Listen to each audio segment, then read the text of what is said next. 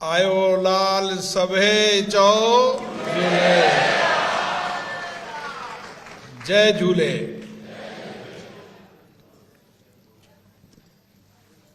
विश्व Sindhi Hind foundation of association के द्वारा आयोजित ये वैश्विक सम्मेलन, जिसमें देश और दुनिया के अलग अलग प्रतिनिधि आए हैं,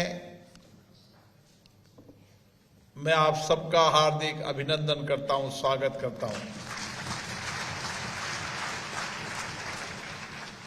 भगवान झूले जी का आशीर्वाद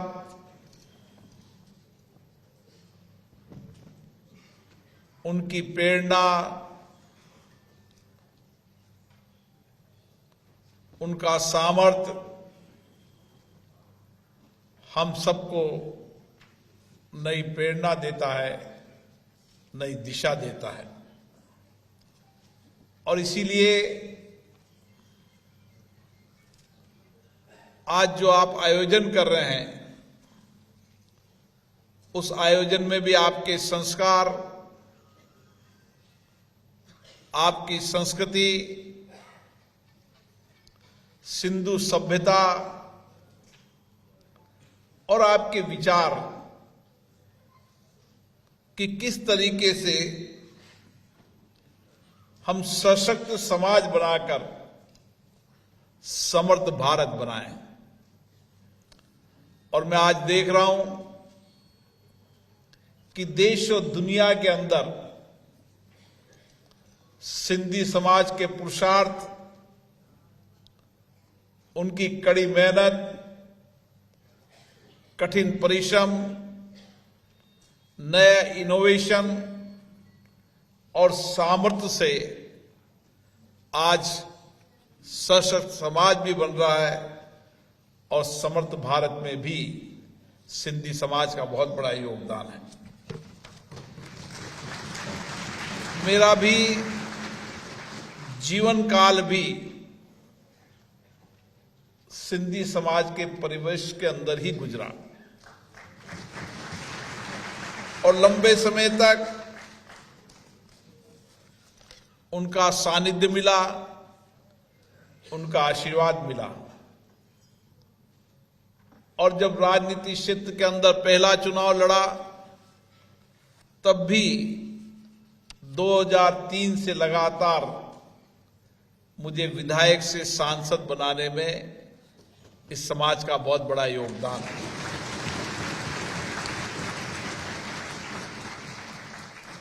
ये समाज अपनी कार्यदक्षता के कारण, अपनी कुशलता के कारण, अपनी मेहनत के कारण आज भारत को विकास की ओर ले जा रहा है। मुझे याद है इस समाज ने का आत्मविश्वास, इस समाज का आत्मविश्वास और पुरुषार्थ हम सबको प्रेरणा देता है।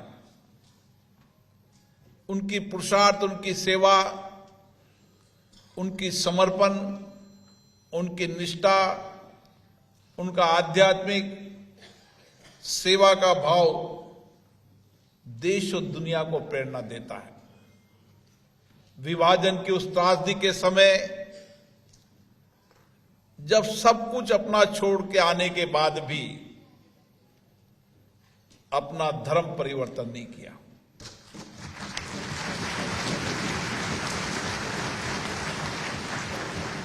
वो समय सबसे कठिन चुनौतीपूर्ण समय था। वो त्रासदी ऐसी थी,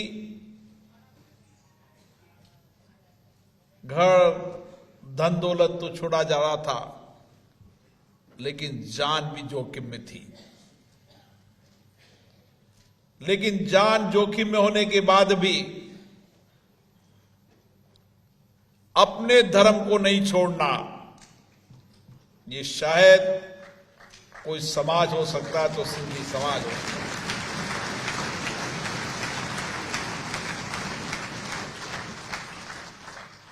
और इसीलिए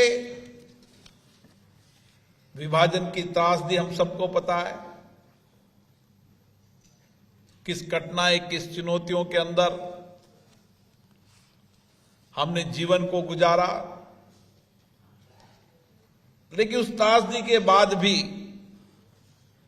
सब कुछ छोड़ने के बाद भी अपने संस्कार नहीं छोड़े, अपनी संस्कृति नहीं छोड़ी, अपने मूल्य नहीं छोड़े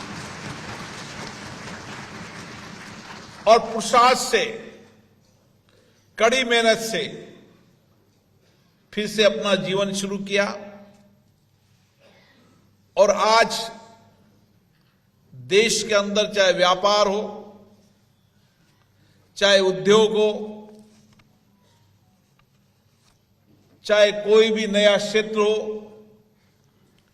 उन नए क्षेत्र में नए इनोवेशन कर नई सोच नए चिंतन से किस तरीके से व्यापार को प्रतिस्पर्धा बनाया, उद्योग इंडस्ट्रीज के अंदर नए आयाम छुए, महिलाओं को कामकाजी महिलाओं के साथ नेतृत्व देने की दिशा दी।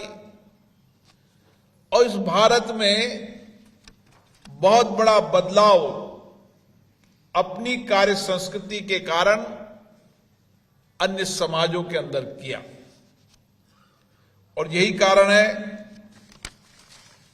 कि अपनी कौशल और कुशलता से आज देश नहीं दुनिया में अपना स्थान है। अभी माननीय विधानसभा के अध्यक्ष बता रहे थे, हम बारबाडोस गए तो मैंने कहा यहां भी सिंधी समाज है। सूरीनाम गए जो सबसे दूर का इलाका है, वहां सूरीनाम में भी जब सबसे बड़ा मॉल मैंने देखा तो मैंने कहा इस सूरीनाम के अंदर सबसे बड़ा मॉल किसका है, तो उन्होंने कहा कृपलानी जी का है। मैंने जहां भी मैक्सिको लेकर जहां भी सिंधी समाज के लोग मिलते थे, मेरा एक अपना अपनत्व होता है कि उस सिंधी समाज के परवेश उसी गली मोहल्ले के अंदर रहे। सामाजिक राजनीति जीवन में भी उनका बहुत बड़ा योगदान रहा और इसलिए विशेष रूप से मैं उनके पुरुषार्थ के जीवन के संस्करण जरूर सुनना चाहता हूं। और जब भी मैं जाता हूं, मैक्सिमम एक होटल में खाना खा रहे थे तो होटल में खाने खाने वाले ने अपनी कहानी बताई, किस तरीके से उसके परदादा आए थे, कुछ भी नहीं था, फिर मैं यहां पर आया, फिर मैं हांगकांग से शुरू किया, हांगकांग से शुरू करते करते मेरी यात्रा मैक्सिको में रुकी। आज मैं मैक्सिको के अंदर हजारों लोगों को काम देता हूं। आपका पुरुषार्थ इतना है कि आपने करोड़ों लोगों को रोजगार देने का काम किया, चाहे छोटी इंडस्ट्रीज हो, चाहे बड़ी इंडस्ट्रीज हो, चाहे छोटा व्यापार हो, चाहे बड़ा व्यापार हो। मुझे याद है कि किस कठिन परिस्थितियों के अंदर इन समाज के लोगों ने उन उपभोक्ताओं की जिंदगियों को बदलने का काम किया। कोई समय था कि ऐसे ऐसे क्षेत्र थे जहां पर एक उपभोक्ता को अपनी आम जरूरत की वस्तुएं खरीदने के लिए किलोमीटर पैदल जाना पड़ता था। लेकिन यही सिंधी समाज का नौजवान पुरुषार्थ से, साइकिल से, मोटरसाइकिल से उसके दरवाजे पर पहुंचकर उस उपभोक्ता को सस्ती और गुणवत्तापूर्ण चीज दिलाने का काम किया। तो सिंधी समाज ने छोटे छोटे काम, उन छोटे छोटे कामों से पुरुषार्थ से सबने अपना जीवन खड़ा किया। मैं चाहूंगा अध्यक्ष जी से कि पुरुषार्थ की इस कहानी को लिखना चाहिए। वो पुरुषार्थ की कहानी आने वाली पीढ़ी को एक नई प्रेरणा देगी, नई ऊर्जा देगी, नई सामर्थ्य देगी, नई दिशा देगी। केवल सिंधी समाज में नहीं, संपूर्ण समाज के अंदर वो त्रासदी के बाद किस तरीके से उन्होंने जीवन के अंदर बदलाव किया, पुरुषार्थ से, कड़ी मेहनत से, कठिन परिश्रम से, आध्यात्मिक धर्म संस्कृति के साथ सेवा और आपदा के अंदर सबसे आगे रहता है तो सिंधी समाज रहता है। इस देश के अंदर चाहे भूखे को भोजन हो, चाहे प्यासे को पानी हो, चाहे चिकित्सा व्यवस्था हो, चाहे विद्यालय हो, समाज में जहां भी अभाव देखे, कठिनाई देखी, चुनौती देखी, वो चुनौती आपदा खुद ने सहन की थी। इसलिए कोई चुनौती में न रहे, संकट में नहीं रहे, आपत्ति में न रहे, अभाव में नहीं रहे, उसके अभाव को पूरा करने के लिए सिंधी समाज ने काम किया।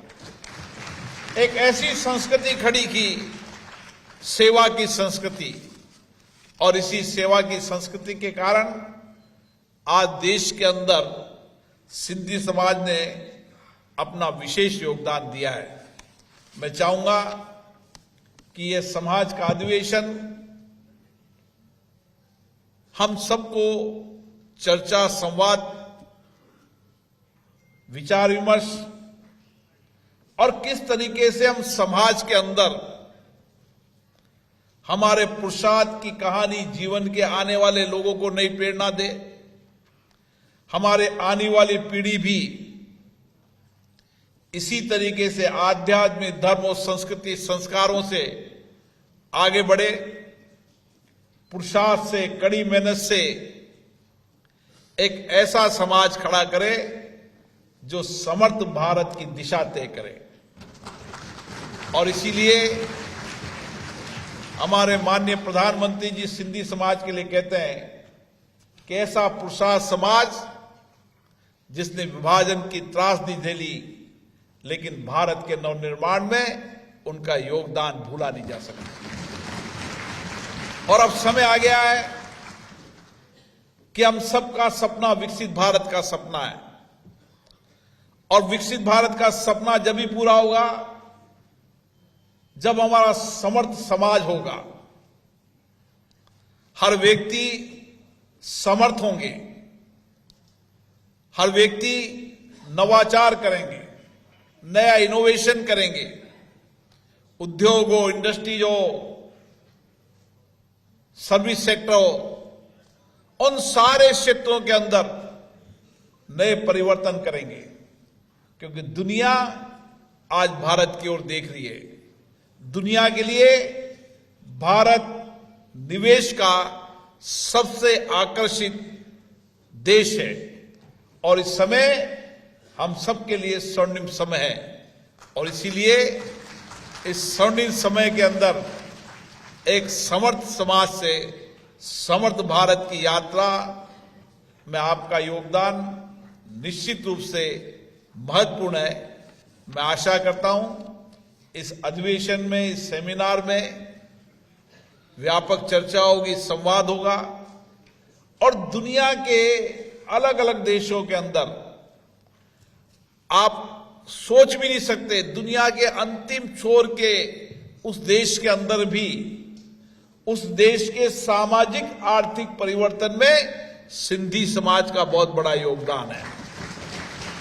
केवल भारत में नहीं, भारत के दूर दराज के गांव में तो मैंने खुद ने देखा है, लेकिन दुनिया के अंदर भी उस देश के सामाजिक आर्थिक परिवर्तन, वहां की उद्यमशीलता, वहां के रोजगार में, वहां की सामाजिक सेवा में सिंधी समाज का बहुत बड़ा योगदान है। उन सबको हमें संगठित करना चाहिए, उन सबको हमें एक साथ एक प्लेटफॉर्म पर लाना चाहिए, ताकि हम सब सामूहिकता से मिलकर काम कर सकें, मिलकर योजना बना सकें। और जब देश के अलग अलग लोगों के विचार, उनका सामर्थ्य सर्विस सेक्टर के अंदर, इंडस्ट्रीज के अंदर, उद्यमिता के अंदर उनका जो नया विचार होगा, उस नए विचार से हमारे नौजवान भी उद्यमशीलता के नए दिशा की ओर बढ़ेंगे, नए उद्यम लगाने के लिए दुनिया से जो सीखेंगे, जो अनुभव प्राप्त करेंगे, उससे भारत के अंदर नई उद्यमशीलता, नई इंडस्ट्रीज, नए सर्विस सेक्टर के माध्यम से दुनिया के अंदर मेड इन इंडिया के नाम से भारत का नया सामर्थ्य होगा। मैं मानता हूं इस काम को अगर कोई कर सकता है तो सिंधी समाज का पुरुषार्थ नौजवान कर सकता है। इसलिए मैं हमेशा आपसे बहुत अपेक्षाएं रखता हूं, आकांक्षा रखता हूं। मैंने वो परिवर्तन का समय देखा है 1947 से लेकर, मैंने उस यात्रा को देखा है। जितना पुरुषार्थ, जितनी कड़ी मेहनत, नए आध्यात्मिक सोच, चिंतन, विचार आप में है, निश्चित रूप से आपकी आने वाली पीढ़ी के अंदर भी उसी चिंतन, उसी उद्यमशीलता के साथ हम भारत को आगे बढ़ाने में योगदान दें। मैं पुनः आज के इस अधिवेशन के लिए हमारे मित्र, हमारे सांसद जो हमेशा सिंधी समाज के कल्याण के लिए, सिंधी समाज की संस्कृति के लिए, भाषा के लिए, भाषा भी हमारी सबसे अनमोल होती है, इससे हमारी पीढ़ी हमारी भाषा को न छोड़े। इसलिए हमारी संस्कृति, हमारी आध्यात्मिक का सबसे बड़ा अगर सामर्थ्य है तो हमारी भाषा है। और इसीलिए हमेशा जब लोकसभा के अंदर कभी विषय आते हैं तो सिंधी समाज भी अपनी आवाज को कहते हैं, ताकि दुनिया के 140 करोड़ लोगों के अंदर भारत की सिंधी समाज की संस्कृति दुनिया में जा सके। मैं इस मौके पर यहाँ पधारे सभी माननीय विधायकगणों का, यहाँ के जनप्रतिनिधियों का और आप सबका पुनः अभिनंदन करता हूँ, स्वागत करता हूँ। मैं हमेशा आपके साथ हूँ। हम सब मिलकर प्रयास करें कि एक समर्थ और सशक्त भारत बनाने के लिए और कड़ी मेहनत करें और विकसित भारत के सपनों को, उनकी आकांक्षाओं को पूरा करने के लिए कड़ी मेहनत, कठिन परिश्रम करें। हमारे नौजवान उद्यमशीलता, रोजगार के नए इनोवेशन के अवसरों को तलाशे और भारत दुनिया का सबसे बड़ा मार्केट बने। आप सबको पुनः बहुत बहुत धन्यवाद। जय झूले।